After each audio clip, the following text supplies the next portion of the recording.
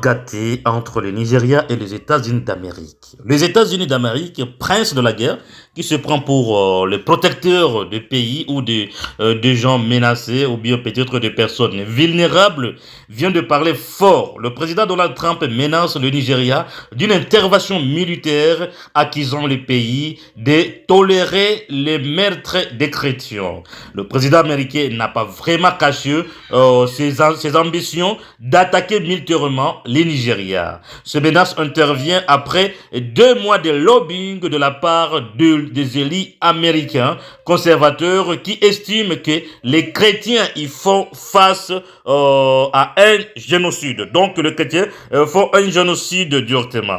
C'est le seul motif qui fera entrer les États-Unis en guerre, donc une intervention militaire au Nigeria, un pays africain souverain, où verra aussi menacé par l'armée américaine qui descendra directement sur ce pays et poser donc ses fesses dans ce pays. Est-ce que c'est possible? Pour quelle raison? Parce que seulement il y a une guerre au niveau de là que les États-Unis estiment les chrétiens sont vraiment vulnérabilisés, tués, meurtriers. Donc on considère que les musulmans veulent gagner du terrain et chasser toutes les églises chrétiennes là-bas, je veux dire, pardon, au Nigeria. Mesdames et messieurs, bienvenue dans notre actualité de cette journée, de ce soir aussi. Nous vous demandons de commenter, liker, partager la vidéo, conférence en soutien à notre chaîne et abonnez-vous si nombreux si vous êtes là-bas. Bonjour, bonsoir et bon après-midi selon votre position géographique. Je vous rappelle que vous êtes sur votre chaîne, notre chaîne d'info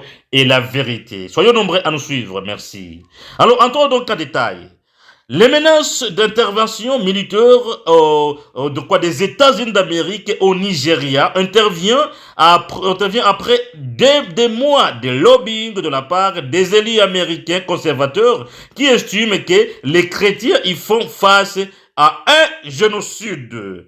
Il dit quoi? J'ordonne au ministre ou bien au ministère de la guerre de se préparer à une éventuelle action. Donald Trump a menacé le Nigeria sur sa plateforme Twitter sociale depuis le 1er novembre 2025 d'une intervention militaire sur le pays le plus peuplé d'Afrique. N'arrête pas ce que le président américain prétend être des meurtres de chrétiens par des terroristes islamistes.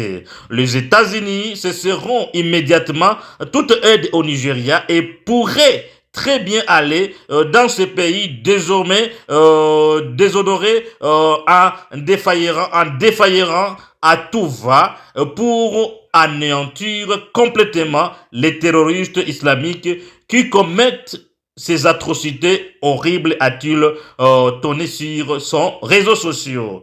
Les ministres de la défense américaine a aussi ensuite assuré sur X que le Pentagone se prépare à passer à l'action. Soit les gouvernements nigériens protègent les chrétiens, soit nous tuerons les terroristes islamiques qui commettent ces atrocités horribles. Mais voyons, entrons voir d'abord des accusations mises en doute par les experts.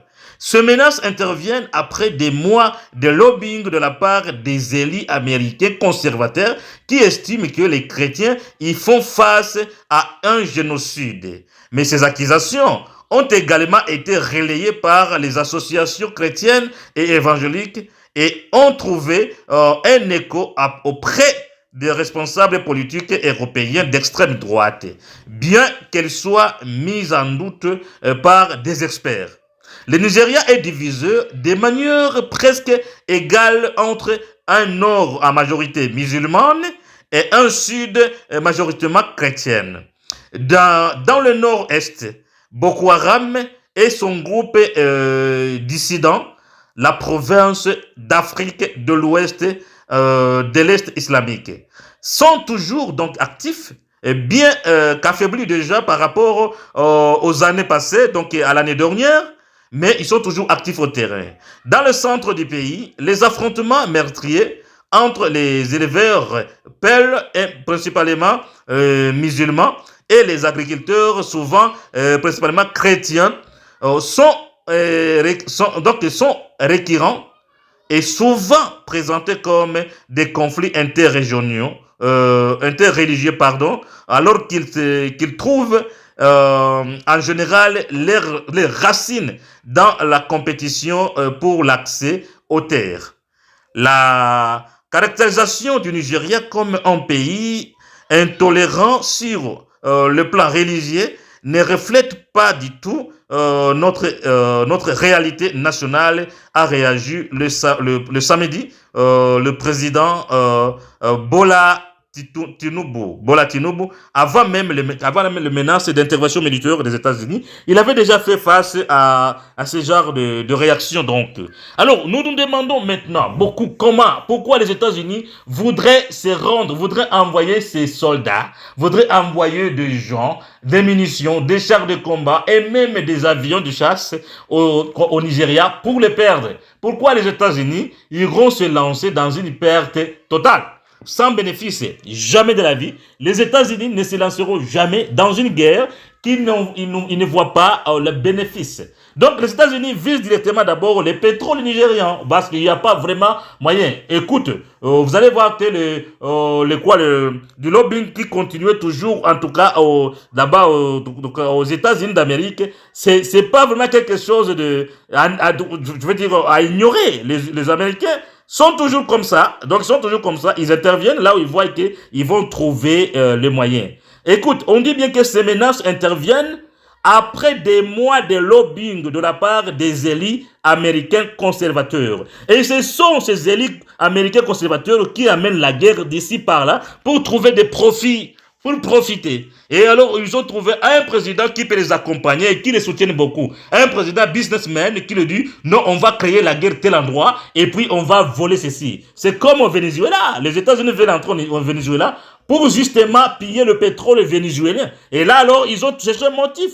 Tout ça, ce sont ces élites américains conservateurs qui font ça. En tout cas, il faut savoir que ça, c'est une machine de guerre. Les élites conservateurs américains, ce sont eux qui sont là-bas pour planifier, chercher comment, où et et quand on va frapper. Parce qu'ils veulent créer d'abord créer ce qu'on appelle on essaie de créer quoi? J'oublie beaucoup. Donc on essaie de créer d'abord de semer la haine, la panique totale, mais aussi de ravager, et puis avoir ravagé, ils se portent comme, je veux dire, les gens des métiers de la paix, des gens qui amènent la paix, qui est sauveur du monde. Mais c'est pas le cas. Non, c'est pas le cas. Qu'est-ce qui nous dit que ce n'est pas eux qui sont à la tête de ce conflit? Qui nourrit l'État islamique? Qui les finance en armement, en munitions, en logistique et même en alimentation et tout? Qui les finance? Qui les finance? Est-ce que ce n'est pas même les mêmes Américains là-bas? Est-ce que ce n'est pas les mêmes Américains? Mais qui finance aussi l'opposition au Venezuela? Est-ce que ce n'est pas les mêmes Américains? Ce n'est pas les mêmes les Occidentaux? Il faut que nous voyions bien les choses en face. Les Américains prévoient encore une intervention militaire dans le continent africain. Précisément dans la ville de quoi?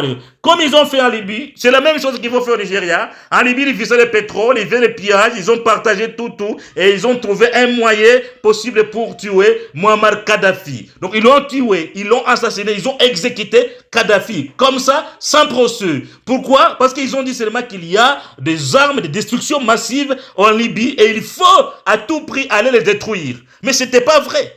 Tous les experts, les enquêteurs des Nations Unies, tout comme des autres pays, ils sont entrés là-bas et il n'y avait jamais eu la trace des armes de destruction massive. Alors pourquoi? Même les Américains ont oublié de le mettre là-bas, de le poser là-bas pour dire que c'était pour eux, c'était pour la Libye. Non, ils ont oublié. Parce que quoi? Ce n'est pas ça qui les emportait. Ce qui les emportait, c'était le pétrole libyen. Et ils avaient eu ça. Maintenant, ils font quoi? Ils vont se rendre au Nigeria. Mais quelle bonté! Mais quel bon cœur d'aller au Nigeria pour aider les Nigériens à se débarrasser de l'État islamique. Et ça, ce n'est plus encore vraiment de la générosité. Il faut que les Africains vous réveillent. C'est plus de la générosité. Ça, c'est vraiment quelque chose de pire simple pour piller le bien-être des Nigériens et détruire ce pays pour encore multiplier et faire la multiplication donc du terrorisme en Afrique. Et ça, ce n'est pas vraiment quelque chose à prendre à la légère. Là, nous savons bien que c'est les pays de l'AES qui sont visés.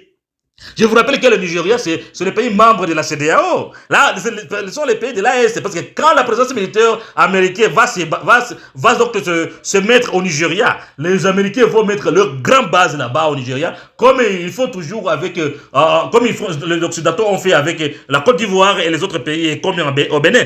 Donc ils vont se mettre là-bas pour voir comment ils vont encercler l'AES. Il faut regarder loin, passer loin. Et aussi, pas seulement tuer les terroristes, mais ça sera alors, je veux dire, peut-être amplifier les activités du terrorisme encore dans ce pays de l'Afrique de l'Ouest. C'est pas vrai. Les Américains, il faut qu'ils posent leurs fesses chez eux. Parce que personne ne vient chez eux pour entrer dans leurs affaires nationales. Je me rappelle quand il y a eu des problèmes là-bas à New York, il y a eu des problèmes là-bas aussi aux États-Unis, des guerres de quoi. Les États-Unis ont envoyé la garde nationale pour stabiliser les choses. Aucun pays n'a osé dire, n'a voulu se mêler dans leurs affaires nationales. Et c'est leurs affaires nationales. Les États-Unis, vous devez vraiment arrêter de faire ce que vous faites. Ne vous prenez pas pour les maîtres de tout le monde. Non, vous n'êtes pas là-bas, vous n'êtes pas des paternels de l'Afrique, vous n'êtes pas les parents de l'Afrique. Non, vous n'êtes pas les parents de l'Afrique ni les défenseurs des pays africains. Venir au Nigeria, ça sera violer, c'est une violation de la souveraineté du Nigeria. Comme vous faites toujours avec les Vénézuéliens, au moins les Vénézuéliens a eu d'autres pays qui les ont soutenus, la Chine, la Russie et les autres. Mais là, vous ne faites rien, parce que vous avez vu d'autres puissances capables aussi de vous combattre totalement d'égal à égal. Mais là, au Nigeria, vous savez qu'aucun pays de l'Afrique peut faire face à votre force. Et alors là, vous voulez maintenant venir créer encore de plus en plus, détruire le Nigeria, comme vous avez détruit la Libye, et le terrorisme s'est épanoui partout. Ils sont épanouis partout. Aujourd'hui, vous voulez faire la même chose pour faire tomber l'AES. Nous voyons ce que vous faites. Nous voyons déjà ce que vous planifiez. Maintenant, alors, posez vos fesses chez vous. Il ne faut pas prendre. Et d'ailleurs, nous ne voyons plus encore les rôles des Nations Unies. C'est comme si les Nations Unies ne font plus rien. Pourquoi est-ce que les pays africains vont rester chez les Nations Unies? D'ici là-bas, peut-être il faut quitter les Nations Unies. Il faut que nous quittions cette institution-là, parce qui laisse seulement les atrocités en Afrique et ne veut pas aider les Africains. Il n'y a rien, personne ne défend les Africains. Vous avez dit, les États-Unis, je rappelle bien, excuse-moi, ils ont dit qu'ils iront au Congo pour aider les Congolais, donc pour aider militairement les Congolais, les protéger et chasser même les M23 après les accords du 26 juin qui s'était passé du 26 juin donc à Washington. Mais est-ce qu'ils sont allés là-bas? Non, ils visaient seulement quoi? En échange de leur protection, ils ont demandé les minéraux congolais, les minéraux de la République démocratique du Congo. Ce qui veut dire que les Américains ne vont nulle part sans rien. Ils ont dit même dans l'ancien passé, si je vous rappelle la mémoire, ils avaient dit aussi justement à l'Ukraine, le président ukrainien Volodymyr Zelensky, que si vous allez nous donner vos mines là-bas, vos terres rares, nous allons venir chez vous pour protéger les Ukrainiens contre les frappes russes. Donc, les Américains ne vont nulle part sans avoir donc de bénéfices complets. Non, c'est faux. Ils veulent venir en Afrique pour détruire l'Afrique. Commentez, partagez cette vidéoconférence. Je vous assure, il faut commenter et partager. Les Africains, vous devez vous lever. Ce n'est pas le Nigeria qui est visé seulement. Là, maintenant, c'est l'Afrique entière. C'est comme ça qu'on a tué Kadhafi et les Africains sont restés calmes. Et c'est comme ça qu'on exécutait tout le monde là-bas et les Africains restaient calmes. Parce qu'on dit que ce n'est pas mon pays qui est attaqué. Moi, je reste posé, je reste mes croisés. Et vous croisez les bras, mais ça sera votre tour demain. Parce que quand votre pays sera aussi attaqué par les terroristes, vous allez crier encore à l'aide à la communauté internationale, à l'ONU, et c'est pas à où et où. Alors, maintenant, c'est le moment. Ne laissez pas le Nigeria seul face aux États-Unis. Il faut que les pays africains trouvent une très grande solidarité contre des pays qui ont des puissances nucléaires. Parce que maintenant, là, c'est comme s'ils nous prennent pour l'air larbin, pour l'air, je veux dire, je ne peux pas dire ce qu'il avait dit, que nous sommes des pays de merde. Nous sommes des pays de merde. Pourquoi, comment? Tout ça. Et maintenant, il veut le démontrer. Mesdames et messieurs, je vous en supplie, ne laissez pas laisser vos commentaires, laissez vos aide dans les commentaires, partagez-moi cette vidéoconférence. Les États-Unis ont fait déjà beaucoup de mal dans ce monde et se prennent maintenant pour les parents de tout le monde entier. Ce qui n'est pas le cas avec la Chine, avec la Russie, ce qui n'est pas le cas avec même l'Angleterre, avec même les Européens. Et ils ne peuvent pas se battre eux-mêmes là-bas. Mais ils cherchent là où ils sont moins forts, comme ils sont en train de faire en Colombie maintenant. En Colombie, vous voyez ça?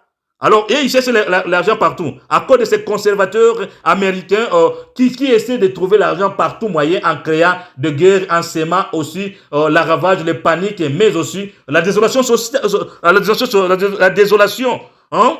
Ça, c'est pas bien. C'est pas bien. Commentez, likez et partagez cette vidéoconférence à tout le monde. Merci.